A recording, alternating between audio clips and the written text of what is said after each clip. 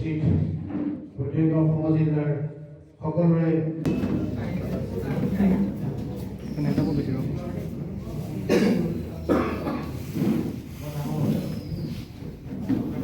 আমাৰ যি মঞ্চ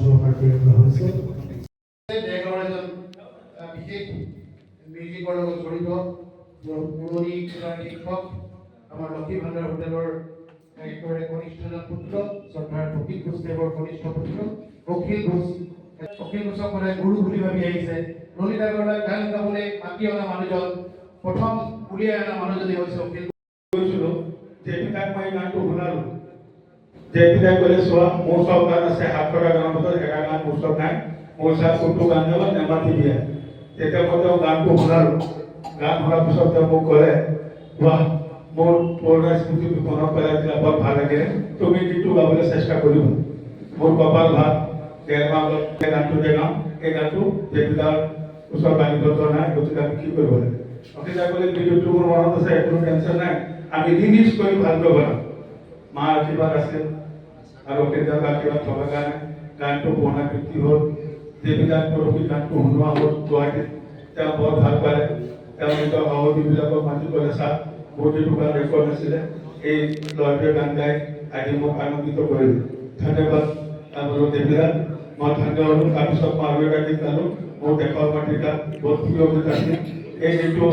আমি অখিল আৰু চাংমাই নিজৰ নতুনত্ব এটা মিউজিক দি গানটো বনোৱা সফল হ'লোঁ। আজি মেইন উদ্দেশ্য ব্যাখ্যা এইটো আছিল যে মই যিটো গীত গালোঁ সেই গীতটো ৰাইজৰ মাজত যাওক, মানুহে চিনি পাওক আৰু অতি পুৰণা গান। আজিকালি যিবিলাক গান মই বেয়া নাপাওঁ। মই বিশেষবিলাক ক'ব নাযাওঁ কাৰণ যে ইয়াৰ আগতে প্ৰবক্তাই আপোনালোকক কৈছে। মই মাত্ৰ দুটা কথা ক'ব বিচাৰিছোঁ যে আজি যেনেকৈ শিক্ষাৰ কোনো অন্ত নাই, কোনেও ক'ব নোৱাৰে মোৰ শিকি হৈ গ'ল আৰু মোৰ শিকিবলৈ নাই, তেনেকৈ সংগীত এনেকুৱা বস্তু এটা যাৰ আপুনি যিমানেই কৰিব তাৰ কোনো অন্ত নাই শিকিবৰ কাৰণে। আজি ভাল ভাল গায়ক যিমানবিলাক আছে সেইবিলাক বিশিষ্ট গায়কসকলেও মৰা পৰ্যন্ত তেওঁলোকে ৰিয়াজ কৰি আছে। আজি ললিতে যিটো প্ৰচেষ্টা চলালে, মই নকওঁ যে তেওঁ খুব বৰ সাংঘাতিক ধুনীয়াকৈ গান গাইছে, এইটো মই নকওঁ, কিন্তু বা তেওঁ ভূপেন হাজৰিকা বা বেলেগ বেলেগ গায়কৰ ওপৰত হিচাপ নাযাওঁ, কিন্তু তেওঁৰ প্ৰচেষ্টা যিটো চলিছে সেইটো সঁচাকৈ কথা কৰিবলগীয়া। তেওঁৰ যিটোৱে গাইছে তেওঁ গাইছে এইটো আন্তৰিকতাৰে গাইছে, তাত কোনো বিপদ ভাৱনা বা সংগীত হওক, কলা হওক, লেখনি হওক বা বিভিন্ন এনেকুৱা হেৰি মানে মানুহে পাগলপন হ'ব লাগিব, এটা পাগলত্ব হ'ব লাগিব। যেতিয়ালৈকে পাগলত্ব নহয় তেতিয়ালৈকে এই গীত পুৰণি কণ্ঠৰ অধিকাৰী ললিত আগৰৱালাই গীত অনুষ্ঠানত উপস্থিত থকা মঞ্চৰ বিশিষ্ট ব্যক্তিসকল, এই প্ৰেক্ষাগৃহত উপস্থিত থকা অতিবৃন্দ আৰু সংবাদ মাধ্যমৰ শিল্পী ললিত আগৰৱালা ডাঙৰীয়া। দীঘলীয়াকৈ নকওঁ, ললিত আগৰৱালা ডাঙৰীয়া সাংস্কৃতিক মনটোৰ সম্পৰ্ক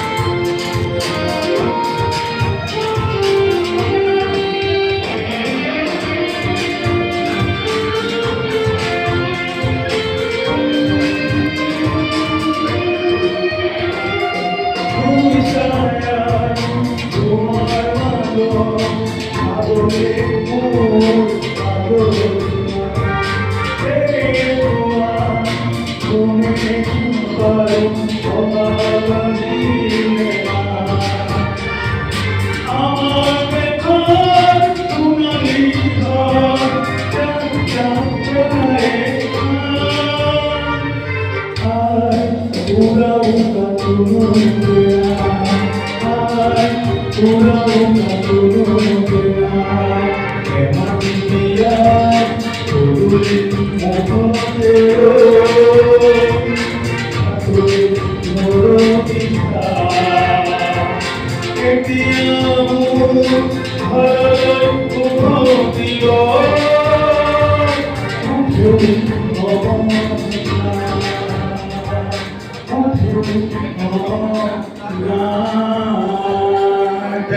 ইয়াৰে আমি আগত শুনিছোঁ আৰু ললিতৰ এই গান এই যিটো গান মোৰ দেশৰ মাটিৰ গান মই একচুৱেলি নাজানিছিলোঁ কাৰ গান কিন্তু ললিতৰ কণ্ঠ প্ৰথম শুনিছিলোঁ শুনো ভাল লাগে খুব ভাল লাগে তাৰ কাৰণে আৰু ক'বলৈ জেগাই নাই খুব ভাল লাগে সেই গানটো আজি আকৌ এই ধৰণে নতুনকৈ এটা ৰূপ পাইছে আকৌ ললিতৰ কণ্ঠত সেই উন্মোচিত হৈছে খুব ভাল আৰু যি ধৰণে মই কৈছিলোঁ যে 1000 miles journey begins from the first step এই ধাৰা অব্যাহত থাকক আজি আমাৰ মাৰোৱাৰী সমাজৰ কাৰণে বহুত গৌৰৱান্বিত কথা যে আজি ললিতাই ইমান ধুনীয়া অসমীয়া গান উলিয়াইছে তেখেতে নিজৰ কণ্ঠৰ পৰা ইমান ধুনীয়াকৈ গানটো গাইছে আমিও চেষ্টা কৰোঁ কিন্তু আমাৰ এই কোৱালিটিটো নাই তথাপিও মানে দুষাৰ ক'বলৈ মন গ'ল চবকে চাই যে আমি মহিলাসকলেও মানে এইটো আমাৰ চব মহিলা ফালৰ পৰা মাৰোৱাৰী মহিলা ফালৰ পৰা যে আমিও অসমীয়া ক'ব শিকিছোঁ পাৰিছোঁ পঢ়ো লিখো হয়তো ক'ব নোৱাৰোঁ কেতিয়াবা কি হয় মাইক যেতিয়া আগত থাকে ভাল মানুহৰ কথা লাগি ধৰে কিন্তু আমি দেৰগাঁও সময়ক্ষ শ্ৰীযুত দামোদৰ বনদেউ ছাৰে আজি গীতকেইটা উন্মোচন কৰিলে তেওঁ ইমান এজন ভাল অভিজ্ঞ পাশকনি বিষয়াৰ লগতে তেওঁ এজন ভাল সংগীতজ্ঞ আৰু তেওঁ সংগীতপ্ৰেমী সেইটো আজি গম পোৱা হ'ল তেওঁৰ কথাৰ পৰা যিহেতু সংগীতৰ মিউজিকটো কি বস্তু সম্পূৰ্ণ তেওঁ জ্ঞাত মই তেওঁক চেলুট কৰিছোঁ ধন্যবাদ যাচিছোঁ তেওঁ মোৰ বিষয়ে ইমান প্ৰশংসা কৰিলে তাক মই সদায় চিৰকৃতজ্ঞ সদায় মনত ৰাখিম আৰু গান গোৱাটো মোৰ এটা অভ্যাস ব্যৱসায়ৰ মাজতো মই ব্যৱসায় বাদ দি মই মিউজিক কৰাটো বেছি ভাল পাওঁ কাৰণ অসমৰ মানুহে মানে গায়কক ইমানে সন্মান দিয়ে সেই গায়কক তেওঁলোক সন্মানটোৱে মোক সদায় আগুৱাই লৈ আনে যে মই কেনেকুৱা গীত গাওঁ আমাৰ অসমৰ মানুহক সন্তুষ্ট কৰিব বিচাৰোঁ চেম্বাৰ্ছ অফ কমাৰ্চৰ প্ৰেচিডেণ্ট শ্ৰীযুত শ্যামসুন্দৰ আগৰৱালা আমাৰ ধৰমশালা পঞ্চায়তৰ ট্ৰাষ্টি শ্ৰীযুত প্ৰদীপ কাটৰীয়া আমাৰ দেৰগাঁও শ্মশানৰ সভাপতি শ্ৰীযুত শম্ভুদয়াল সোমানী আমাৰ দেৰগাঁও ট্ৰাষ্টিৰ প্ৰাক্তন ট্ৰাষ্টি শ্ৰী প্ৰদীপ ওম প্ৰকাশ সোমানী আৰু চেম্বাৰ্ছ অফ কমাৰ্চৰ সাধাৰণ সম্পাদক প্ৰদীপ কাবৰা আদি আৰু NRLৰ কণ্ট্ৰেক্টৰ এছ'চিয়েশ্যনৰ প্ৰেচিডেণ্ট শ্ৰীযুত অনুপ ভাগৱতী আৰু অসম সাহিত্য সভাৰ গোলাঘাট জিলাৰ প্ৰাক্তন সভাপতি শ্ৰীযুত নুৰুল চুলতান নাগৰী উপস্থিত আছে কি আমি গধূলি সকলো মানুহ একত্ৰিত হ'লোঁ এনেই সাধাৰণতে অনুষ্ঠানবিলাকত কি হয় অকণমান বক্তৃতা প্ৰদানবিলাক হয় বেছিকৈ আজি অলপ সাংস্কৃতিক দিশৰ লগত জড়িত এটা আজি অনুষ্ঠান হ'ল ইয়াত আমি দেৰগাঁও ধৰমশালাত আজি আমি বিভিন্ন মানুহ ইয়াত আহি সমবেত হ'লোঁ বিশেষকৈ মই ব্যক্তিগতভাৱে কি পালোঁ আজি মোৰ বন্ধু ললিত আগৰৱালাই মই জানো গীত গায় তেওঁ মানে মঞ্চ দেখিলে তেওঁ দৌৰি যায় গান এটা গাবলৈ মন কৰে আৰু তেওঁ যি গানেই নাগাওক যেতিয়াই নাগাওক খুব হৃদয়ৰে অন্তঃকৰণে গীতটো গাবলৈ চেষ্টা কৰে আজি এটা দুটা গীত ইয়াত আজি শুভ মুক্তি হৈছে দুটা গীততে জেপি দাই কণ্ঠদান কৰিছিলে নেমাতিবা আই আৰু মোৰ দেশৰ মাটি গান এই দুয়োটা গানেই অসমবাসী ৰাইজৰ বৰ হৃদয়স্পৰ্শী গীত এই দুয়োটা গীতত জাতীয়তাবাদ আছে এই দুয়োটা গীতত দেশাত্মবোধ আছে গতিকে এনেকুৱা দেশাত্মবোধ থকা জাতীয়তাবাদ থকা গীত আমাৰ অসমীয়া সকলো অসমীয়াৰ আচলতে বৰ আদৰৰ অতি মৰমৰ গতিকে এই আদৰৰ আৰু মৰমৰ গীত দুটি তেওঁ বাণীবন্ধন কৰি নতুন ৰূপত সম্পূৰ্ণ নতুন ৰূপত জেপি দাৰ লগত আলোচনা কৰি নতুন ৰূপত গীত দুটা ৰেকৰ্ডিং হৈছে গতিকে গীত দুটা সঁচাকৈ বৰ ভাল লাগিল আজি শুনি পেলাই যথেষ্ট নতুন প্ৰাণ পালে নিচিনা লাগিছে এই দুয়োটা গীতেই গতিকে মূল যিটো অৰিজিনেল যিটো ৰেকৰ্ডিং সেই ৰেকৰ্ডিঙৰ লগত প্ৰায় একেই আছে কিছু মিউজিক ব্যৱস্থাপনা অকণমান বেলেগ হৈছে গতিকে ললিতে যি হৃদয়েৰে অন্তঃকৰণে গীত দুটা গাইছে মই ভাবোঁ আগলৈ তেওঁ খুব ধুনীয়াকৈ গীত গাই যাব এনেকৈ গতিকে ললিত আগৰৱালাৰ যি চেষ্টা আচলতে হৃদয়ত এইবিলাক বস্তু থাকিব লাগিব সংগীত নাটক গীত মাত বা এইবিলাক বস্তুবিলাক আচলতে এইবোৰ মানুহৰ প্ৰতিভাবিলাক আচলতে হিডেন হৈ থাকে কিছুমানৰ সেই হিডেন যিবোৰ লুকাই থকা প্ৰতিভা সেই প্ৰতিভাখিনি জাগ্ৰত কৰিবলৈ আজি সক্ষম হৈছে আমাৰ ললিত আগৰৱালাই কাৰণ এইবোৰ সাধনাৰ বস্তু আজি মই সংগীত গাব নোৱাৰোঁ মই সংগীত ভাল পাওঁ কিন্তু মই গীত এটা গাব নাজানো গতিকে ললিত আগৰৱালাই আচলতে সাধনা কৰি আজি মই সফল হৈছে বুলি ভাবিছোঁ গতিকে অনাগত দিনত আশা কৰিম তেওঁ আৰু অধিক এনেকৈ গীত গাওক